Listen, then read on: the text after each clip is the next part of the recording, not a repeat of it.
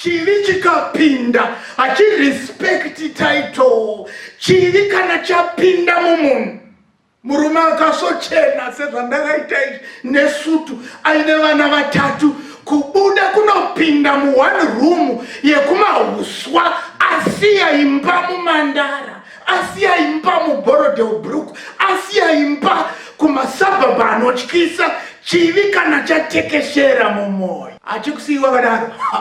Unoona mai vane zvose zvavangapiwe nababa, mai vakatotengerwa mota iri panze, mai ndokutogadziriswa musoro, hairstyle yapinda mai vanogadziriswa, asi kana chivi chapinda achirespecti musoro wakagadzirwa. Unoona mai vachitodanana nagarden boy. Nhasi chivi chatekeshera, upombwe hauchanyadzisi kutaura papulpiti. Nhasi chivi chatekeshera, kuba hakuchanyadzisi kutaura papulpiti. Nhasi unogona kutoita vana vasingazikanwi kumba, waunototengera magrosari. Hahana haicharovi panotaurwa mastatistics evanhu vari kufa nemukondombera. Hahana hadzicharovi paunoona umwe achimwa mapiritsi, achashayiwa, achienda kunotsvaga maARV. Hana yako hairovi nekuti wakuona kunge zvanormal, chivi kana chatekeshera. Dzaurayiwa nechitema. Nhasi havana kana chibereko.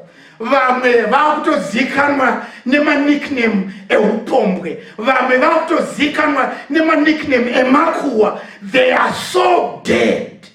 And kana chapinda chatekeshera, hana yangu haicharovi. Each time yandinoenda kusmall house, hana yangu haitomborovi, ndinotoona zviri normal. Ndikatosvika kumba ndinotopopotera mai vekwangu vandine marriage certificate now, ndinotovapopotera sezvinonzi kwandiri kubva ndokumba asi ndokusmall house. Kana ukatoba mari kubasa hautozvioni sezvakaipa, unotozviona seright. Utafuta vanga vachindipa salary yemabhondi, munhu anoitei nemabhondi, saka ndazongoba mari. Hana haicharovi, chivi chatekeshera. Chivi chikatekeshera, unomira mangwana wati ndimi makauraya vanhu vaMwari.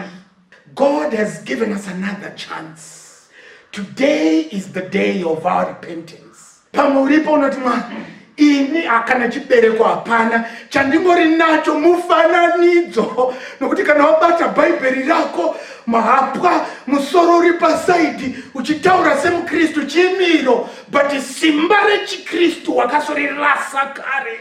Kristu ari kuti I am the resurrection, the firstborn from the dead. Unobereka kana tagara muna Kristu.